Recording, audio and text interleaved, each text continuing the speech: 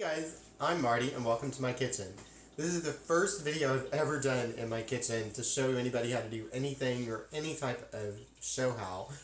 Typically, if you've seen me doing a video, it's been a real estate video because I'm a real estate agent in Austin, Texas, and I do make advertisements and show people how to do things and explain things for real estate. But today, I'm taking it to a whole different level and I'm going to tell you how I make tamales. I started making tamales about 3 years ago. I stumbled on it because a friend's family did it.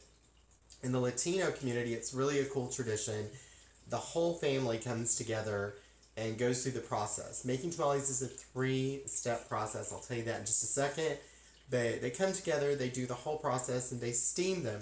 They steam them all day, and then they put them all together, and they give them out as gifts. I thought this is such a great tradition that I wanted to do it too.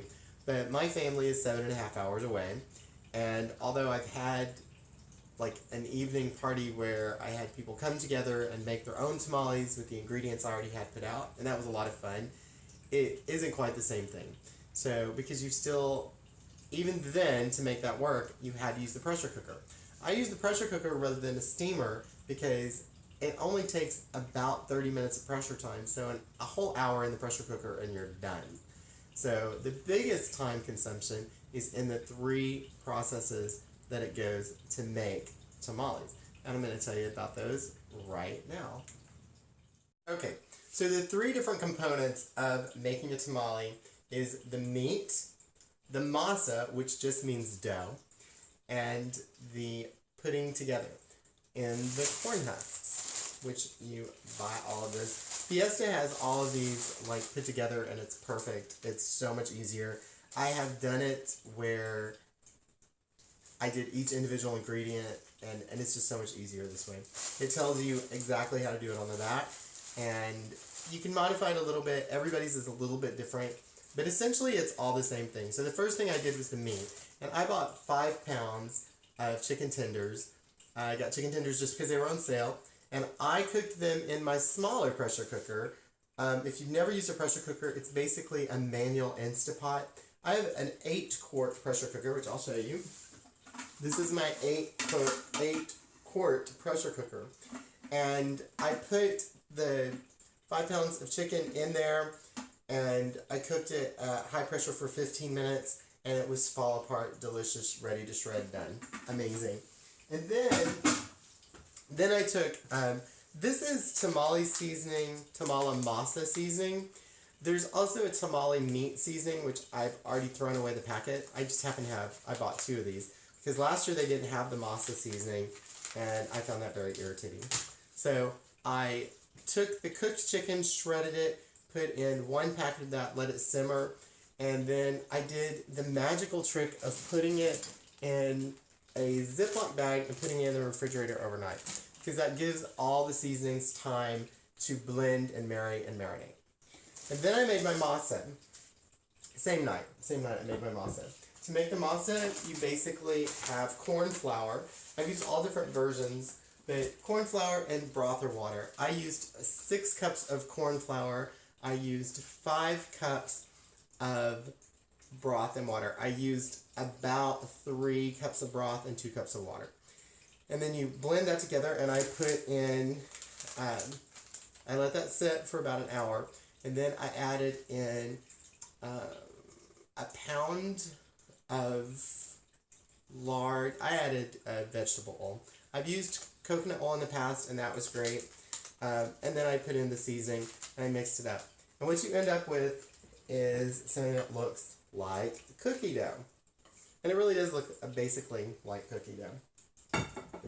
I also put that in the refrigerator and let it sit overnight. And then you get everything out and you're ready to go. So the first thing I did was I took the husks, the corn husks, and I put them in a bowl of water. And I put a plate on top of it to weigh them down. And then I took out what I need for the first ones, and I put them in a pitcher because I don't want them wet. I want them damp. And so they've been sitting there for about 15 minutes, and so they had dropped that much water.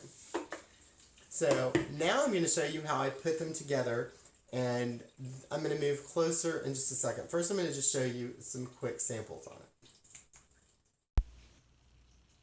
All right, I will try my best not to block anything.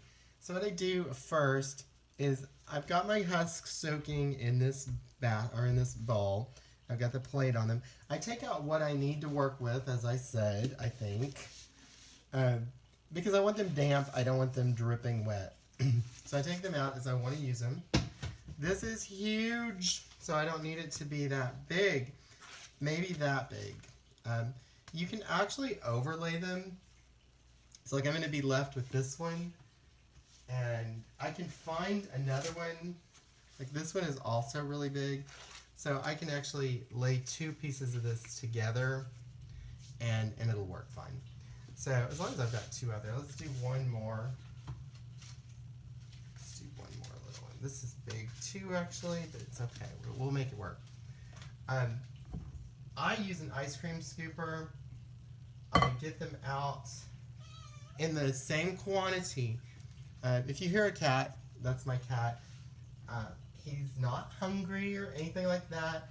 He just, when he hears talking, he thinks I'm talking to him. So he wants to contribute. And he's not even in the room now. So he just hears talking and he wants to be a part of it. So when I get the scoop, I roll it down just a little bit so that they're circular. And then I take wax paper, which is the magicalness. By the way, the traditional way is to spread these on. I think that just takes way too long. So I do this. I move my wax paper down. And then how thick you get it on is all your own preference. Then I move to all three of them really quickly. And then you're really, really in control of exactly what you have on there. If it gets too much in a certain spot, I mean, it's not rocket science. Just take it off, put it back in the bowl. It is the consistency of cookie dough. So when I put this, when I took that off, I messed it up a little bit. So it's very pliable. It's very easy to work with. The wax paper just keeps it from sticking. Sometimes it won't stick anyway, so it just depends. I got this a little bit thick, but once again, it really is not that relevant. You do not want it at the top though, like this is at the top, because I'm going to use the top to fold it down. So these two are going to be better examples. I use an 1/8 cup of meat in each one of mine, and that may sound stingy, but you're going to see it's actually not very stingy at all. That's plenty of meat. If the tamales are a little bit smaller, I like them this size. I really do. I think they're just better this way. So, you kind of don't want too much juice in the meat. I keep the juice in there so it doesn't dry out, so it's delicious. But once again, this is all chicken tenders that were just seasoned up. Push that down just a little bit. And then I roll them. And so rolling them is just flipping them over. I want the dough to touch the dough so that it seals. And if you can unwrap it and still see it, that is great. You don't have to do that because they all kind of cook together and just become delicious anyway. You fold up the bottom because they're going to sit in the pressure cooker this way. If you're doing it with a traditional steamer, it's going to be the same thing. This process is the same no matter what you're going to do. I actually tie them. Most people don't. I think it looks cool, and it makes me feel confident that they're not going to leak once I get in there. And this meat happens to be really juicy, so I'm going to want to guard against that. And so tying it will prevent a mess. Now, does it matter that much? It's in a pressure cooker or whether it's a steamer. It doesn't make that much difference, but it just seems wasteful. I don't want to waste it. So fold it over. Like I said, if you can get it to touch the other dough and seal, that's great, like that one did. And then you can wrap this up and This one's a little bit short, but it's still enough that it's going to wrap. And I just tore little strips of one of my smaller corn husks and put them together.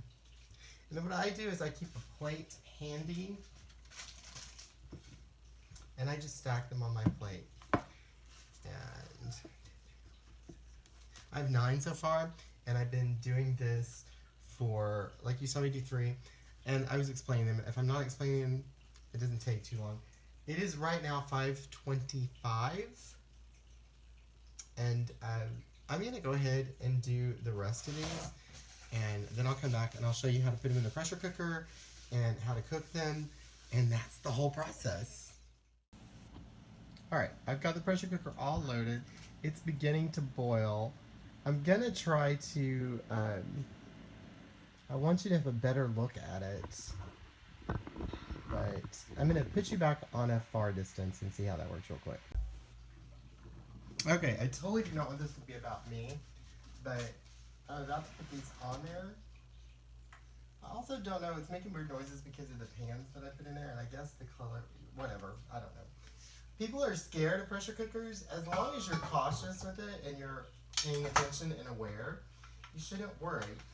One of the rules is you always, and I am not a pressure cooker expert, so you need to read your instructions and know how to do this on your own. But before you seal it up, you want to put them on one at a time and tighten them up just as tight as they'll get with your hands.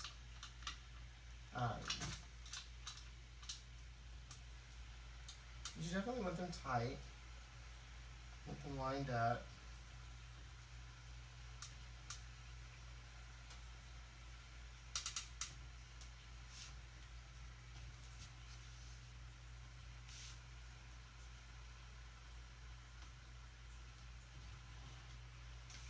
And it has a gauge on there. You're going to get the gauge up to 15, which is 250 degrees. Which is 30 degrees higher than water. I don't know why it makes it cook so much faster, but it totally does. And I'm going to come get you and freehand it again and show you the gauge. Under no circumstances do you ever want to mess with this once it starts rising because it has pressure. It's going to build up steam inside.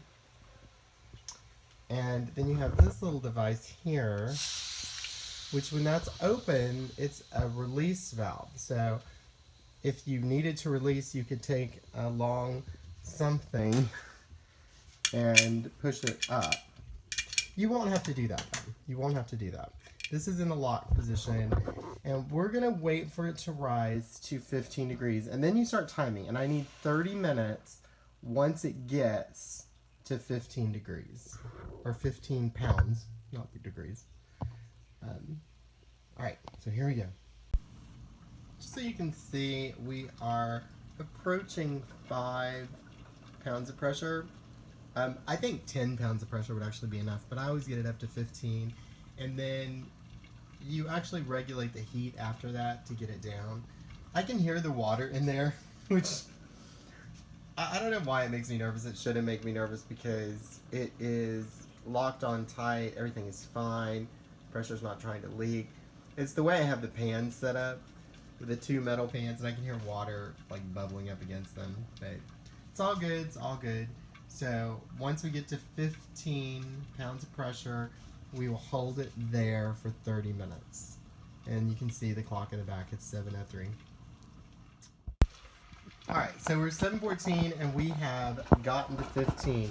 I'm going to actually lower the temperature a little bit. It was at medium high. I'm going to turn it down to roughly medium and monitor it. If it goes up a little more than I want it to, I may use the pressure gauge here, and I'll show you what to do. I may use the pressure gauge and do something like this just to bring it down, and that brought it down to 15. I don't really like doing that. I don't advise doing that. I just wanted to show you what to do if you had to. If it were to get into the caution range, which is up in the 20 and above, that will blow and release the pressure anyway. So as long as that works, then you're fine. And you can tell that the fact that I just checked it is telling me, yeah, it's clear. If it needs to, it can release. And you're totally safe until it gets up to 20 anyway. It's not even cautionary. I've lowered the temperature, so it will probably go down on its own. I just want to keep it right around 15 for 30 minutes. So till it's 7:15, till 7:45, I really want it to just stay at 15. And then I'll just actually remove it from the heat and let it completely come down on its own. I won't quick release or anything. And I don't remember when we started, but it's on video, so I'll be able to check it out. And then you can see exactly how long it takes. All right, it's 7:45.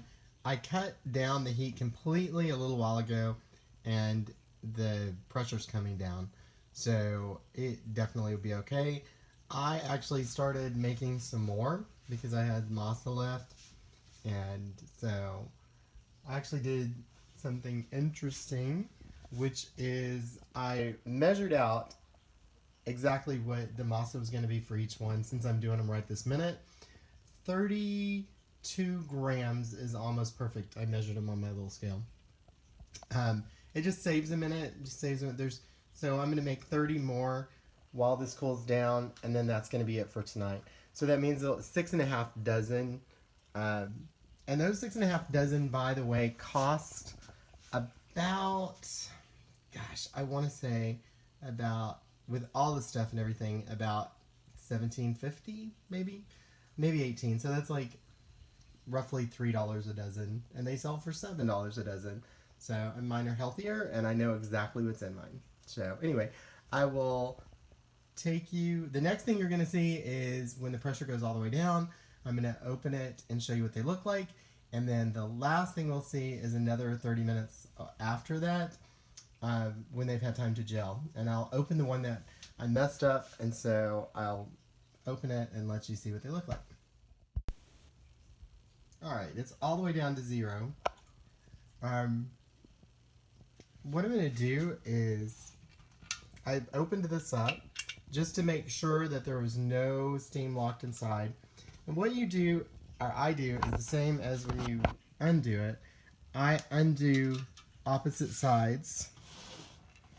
You tighten opposite sides together first. And when you undo it, you untie the opposite sides.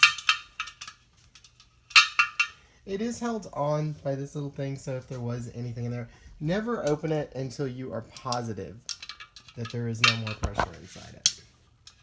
It's just, I mean, it's just silly. There's no danger once it's all gone. So I'm released the very last one, and I'm going to take it off, and I should just be able to, it's hard to do when I hold this. I should be able to just turn it and then lift it off. And now you have all these tamales. And they look great, but I'm going to let them cool off. I'm going to put them on a plate. I'm going to let them cool off for about 30 minutes, and then I'll show you what they look like. Because as long as they're steaming, they're probably, you can see the ends of them. The steam that they have. The dough did cook. It steams. So we'll unwrap one in a little bit. Alright, so there they all are. And I'm going to take this one here, and we're going to deplate it. So usually this will just slide right off. It's hard to do it one-handed. And then you can just unwrap. And if I've waited long enough, it will have congealed. And voila. Now it will get a little firmer actually, because that is just barely letting it cool down. But that is basically it, and that is pressure cooker tamales, and they are delicious, and they're fast from start to finish, doing every single part of it. I made 4 dozen in 2 hours, so not bad. And that is totally it. This is the finished product. I have tasted it. It is delicious. And I love the little ridges the corn husks put in there. It's very spicy, actually. Well, not super, super spicy, but it's spicier than I expected from ingredients that were all prepackaged. Definitely, it's definitely something fun to do. If you do it with your family, it's super fun. I think I mentioned earlier that I've had a tamale party before, and that's where you prepare everything ahead of time because chicken can go in it, pork, meat, any type of meat. Pork works really well. I like chicken, like I said, just because it's healthier. Um, Beans. I have made some wacky ones. I made macaroni and cheese ones where I put the macaroni and cheese in it. I made frito pie where I put frito pie ingredients inside it. People put all sorts of stuff in tamales. So you can try whatever you want and don't feel bad about it. But if you do like a tamale night, you have prepared all the ingredients, the masa, everything is ready, and then your friends come over and they sit around the table and each one of them puts together whatever they want to take home. So usually they put together a dozen while you talk, and then you put those in the crock pot. And what we did that same night was we did a Christmas cookie decorating thing where everybody also, the dough was all made, the icings were made, and we sit around while we were waiting on the tamales to pressure. We actually cut out cookies, we baked them, and then we decorated them. It was super, super fun. And then your guests, you have a great time, and then your guests leave and they actually take home kind of their Christmas presents. So instead of having to make tamales for them, they actually did their own tamales. So it was perfect. But it is a great bonding thing, and it's great fun to do anyway. I love to make them, and I love to give them to people because I really think food is love. And so I hope you get a chance to try it, and I hope you like it. And I hope you enjoyed this. I'm sorry the quality wasn't great, but it's the first one, so we'll see if there will be more after that. If you like it, click like. Click subscribe, click whatever you see down there. And just in case you happen to be in the Austin area and you want to buy a house or sell a house, I'm always going to give you your best deal. So take care, everybody.